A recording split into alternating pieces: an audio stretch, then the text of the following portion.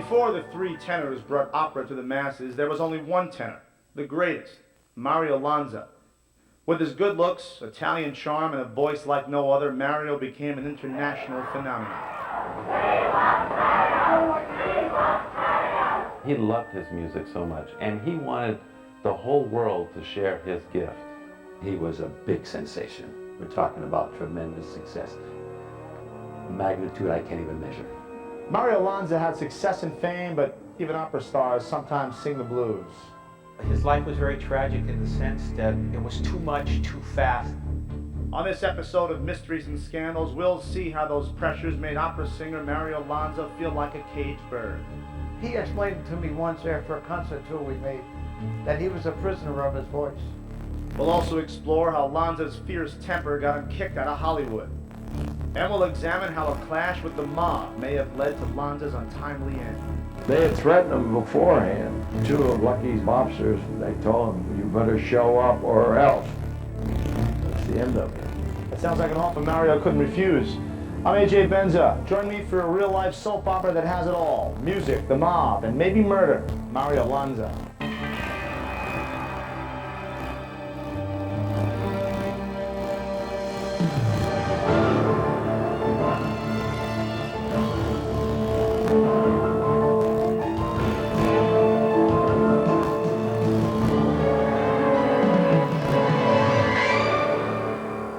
On October 7, 1959, opera superstar Mario Lanza was found dead in his private hospital room in Rome, Italy.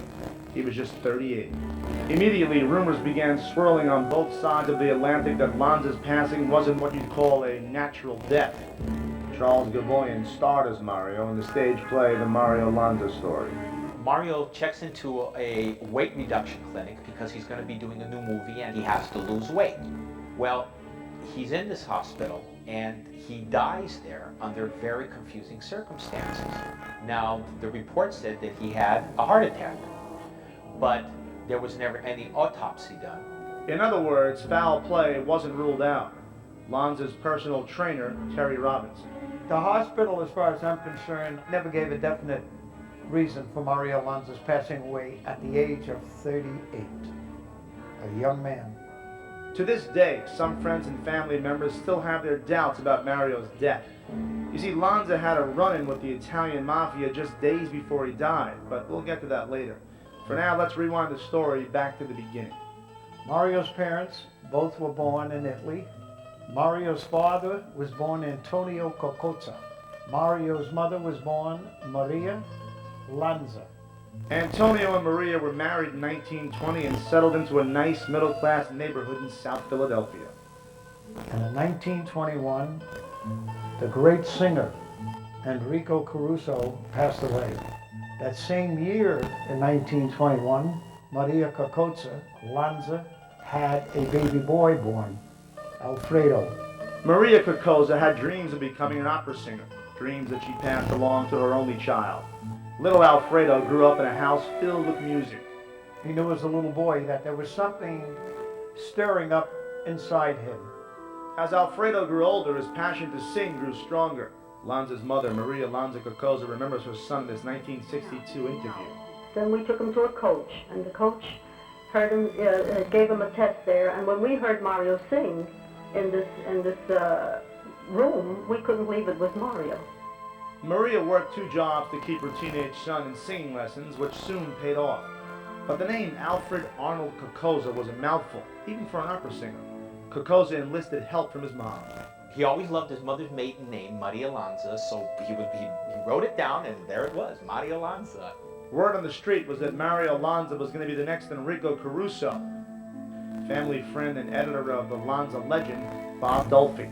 Everybody loved Mario. The Metropolitan Opera was represented. They were interested in Mario at 21 years old. After he did those couple of operas, Uncle Sam knocked on the door, and that's when Mario was drafted. Mario was devastated. He thought he'd have to put his music career on hold. But thanks to a bad left eye, Lanza was kept off the front lines. Instead, Mario enlisted in the special service where he traveled around the U.S. entertaining the troops with his impressive voice. Mario became a member of the cast of Winged Victory, and he would travel. And that's what brought him to Hollywood. Talk about dumb luck. The Army was responsible for Mario's entry into showbiz and into marriage. He hung around with a fellow named Bert Hicks, and Bert would bring him home, introduce him to his sister, and love at first sight. Now that's amore.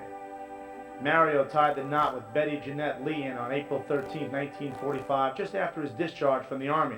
The same year, Mario was offered a recording contract with RCA Records. Lonza had everything a guy could want: talent, a promising career, and a devoted wife. Aren't I the luckiest guy in the world, because I met a wonderful partner. I really did. Well, And she's an Irishman, may I add. The couple planned on a big family: Mario's son, Damon Lanza. We were all born in Hollywood, California. Colleen was born December 9th, 1948. Lisa was born December 3rd, 1950. I was born December 12th, 1952. Mark was born May 19th, 1954. December was a very exciting time for my parents. Mario Lanza became RCA's biggest attraction, and in 1948 he was asked to perform at the Hollywood Bowl. Once again, fate stepped in. Louis B. Mayer was in the audience that night, and he offered the singer a movie contract at MGM. Mayer hoped to cash in on Lanza's looks and his voice, and immediately cast him in The Midnight Kiss opposite Katherine Grayson. Singer Al Martino was on hand at a hometown parade in South Philly to promote the film. I saw a big crowd going crazy out there, waving to people perched up on a convertible. And on the side of the convertible was a big banner, and there was Mario Lanza perched up on top of that convertible. The year of 1950 it was. He was a big sensation. We're talking about tremendous success. Magnitude I can't even measure. He had hits like Be My Love, and he had Lovely Side of the Year. These are all #1 records, you know. And they were flocking to record shops to buy these records. And he was the very first tenor to cross over to pop. Mario Lanza's popularity was growing, and so was his ego. But it wasn't his swelled head that had MGM balking. It was the opera star's ballooning weight.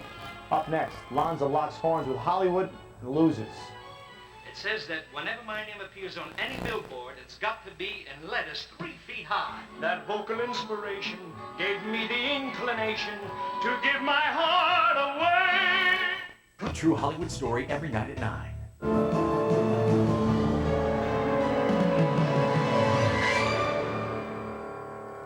By 1950, opera star Mario Lanza was unstoppable. With 2 hit movies and a string of top 10 recordings under his belt, the career of the 29-year-old tenor was about to hit a high note.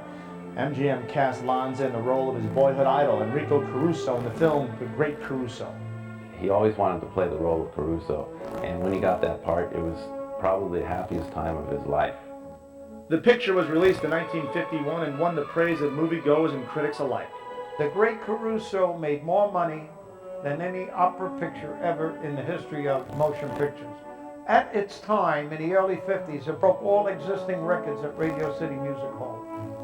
He was on the cover of Time magazine, and I have accounts that Mario actually did believe that he was a reincarnation of Caruso. But Lanza's superstar status aroused temptations of the female variety. He was home less and less, and it was difficult. Their life had really changed. They couldn't just be together anymore. She had to share him with the rest of the world. He had that kind of a sexual look. He sang sexually, by the way, emotionally and sexually. Old Mario had a thing for wine, women, and song, not to mention food, and lots of it. MGM wanted their star to maintain his sexy image, so when Lanza started packing on the pounds, the studio hired trainer Terry Robinson to help him stay in shape. Well, I would say he was heavy set. I think he took frustrations out sitting down having food. Hollywood columnist and friend James Bacon. Louis B. Mayer was on Mario all the time, you know, to cut down on his eating. You know, if he put a few pounds on, he'd go crazy. He was a product of what Hollywood wanted a matinee idol to be very thin. Mario resented the way he was being controlled by the studio and retaliated by gaining weight. The studio had him under contract, and they had a film that they put together called Because You're Mine. He didn't want it, but he was forced to do it. He got himself to about 240 pounds, and he thought they wouldn't film him, but they filmed him. I think he would do that sometimes just to get on their nerves. Because he says, okay, you're going to make me make this movie, I'm going to make your life hell. In 1952, Mario was excited to begin work on his next film, The Student Prince. Sounds wonderful. You'll make the picture there. No. But Lanza was soon singing another tune when he clashed with the director during filming. He said to the director, "Direct my acting, not my singing." And he walked off the set. Everybody came down on Mario, and they fired him and fined him and sued him. The Student Prince was recast with Edward Purdom lip-syncing to Mario's songs. The movie tanked. The ironic thing was about The Student Prince that the film was not a success, but Mario Lanza's record, The Student Prince, sold in the millions. Still, Lanza was ready to call it quits in Hollywood. He wasn't himself anymore. He couldn't do the things that he wanted to do personally. I would say Hollywood destroyed him. Hollywood can destroy you. Hollywood can make you, and Hollywood can destroy you. So in April 1955, Mario Lanza left Tinseltown and hit the road for a gig in Vegas. But Lanza's tough guy attitude would soon land him in hot water with the wrong kind of people. Straight ahead, Mario meets the mob and his maker.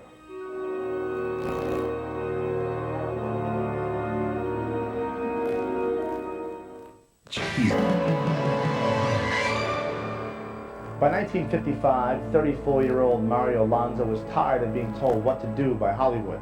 So Lanza packed his bags, said arrivederci, and headed out to the Las Vegas desert. It was a frontier hotel, and they've been offering him money for years, and he doesn't want to do it. So he makes up his mind to sing in Vegas. The offer is $200,000 for 4 weekends. It was the biggest event in Las Vegas history. When you get an offer like that, the whole world is watching. So on the way to Vegas, they ran into a sandstorm and he gets a sore throat. Doctor checks it out. They tell him it's going to be a week before he can sing. Well, anyway, all hell breaks loose. A sandstorm, huh? Hollywood insider James Bacon tells another story about that night in Vegas. Mario came over and had a drink with us. He did not drink martinis by the glass. He drank them by the tray. And by showtime, at the last frontier, Mario could not go on. I mean, he was out completely. Others say that Mario couldn't perform because all the yo-yo dieting put him in bad shape health-wise.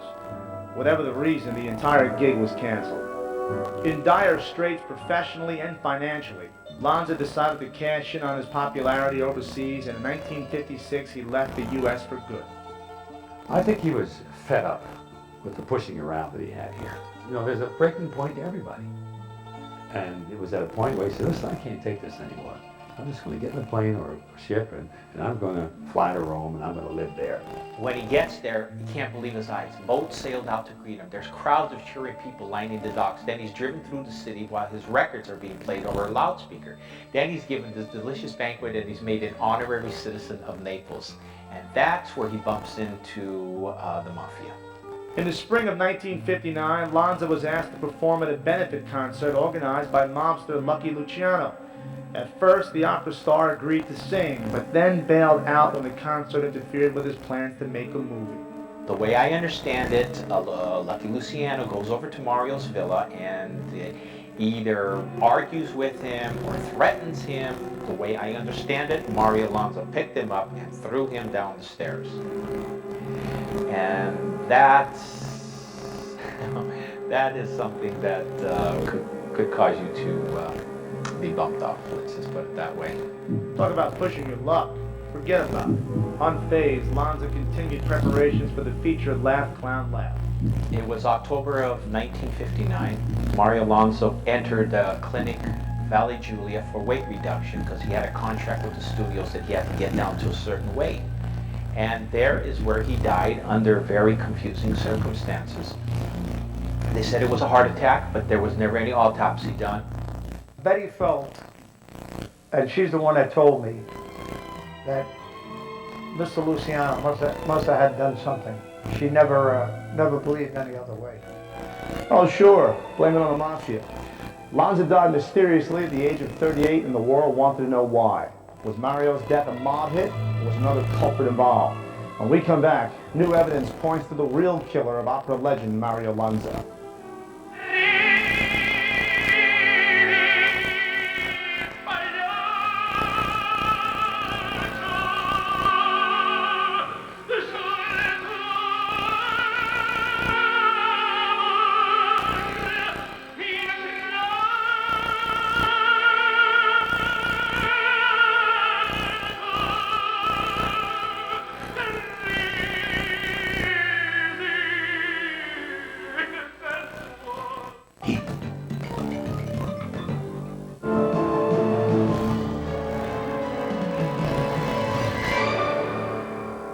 The announcer said, "This is the voice of the great tenor Mario Lanza, which was stilled by a heart attack."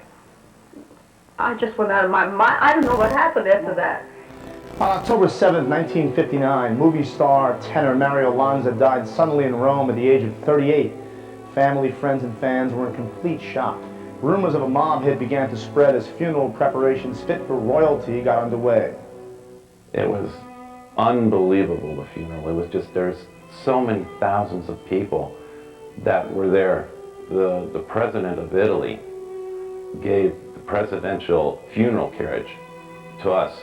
And it was just unbelievable seeing these people along the way sobbing and weeping. People, you know, that were just squeezing into the church.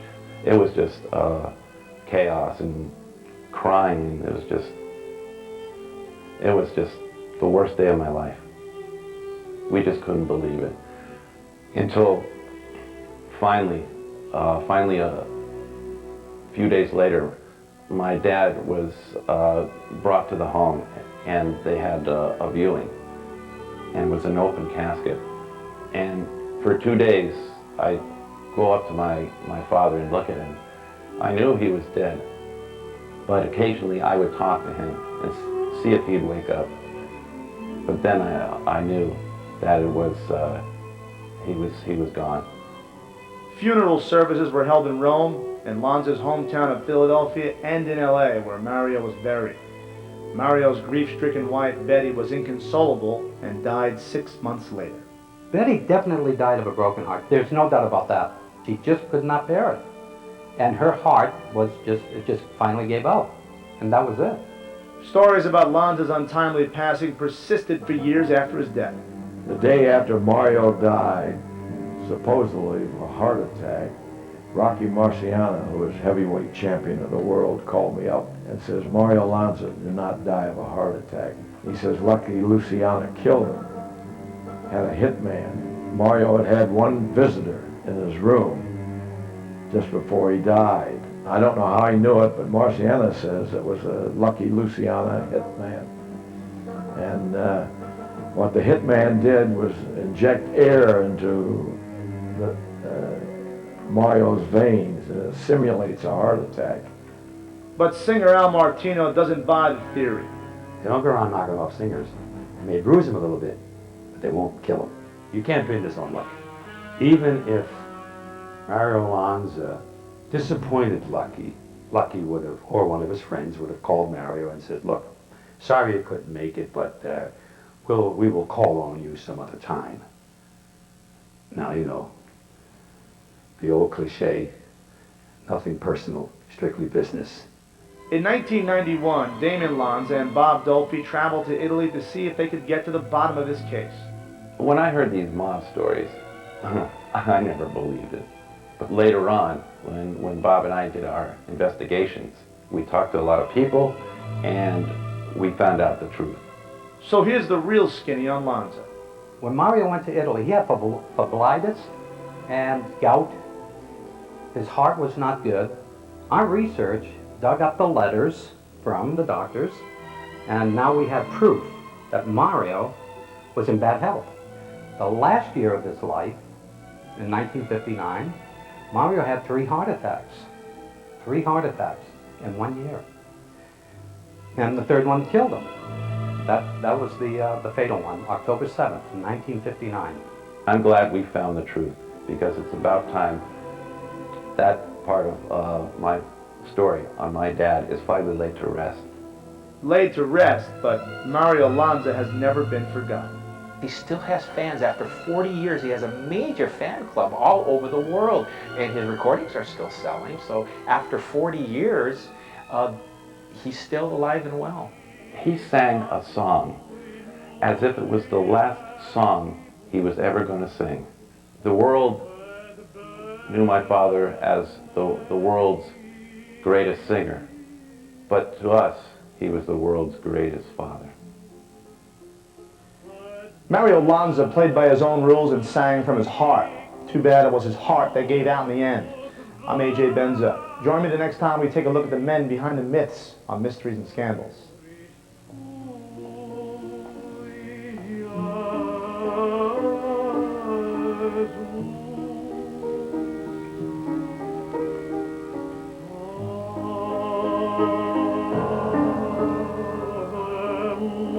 Maria.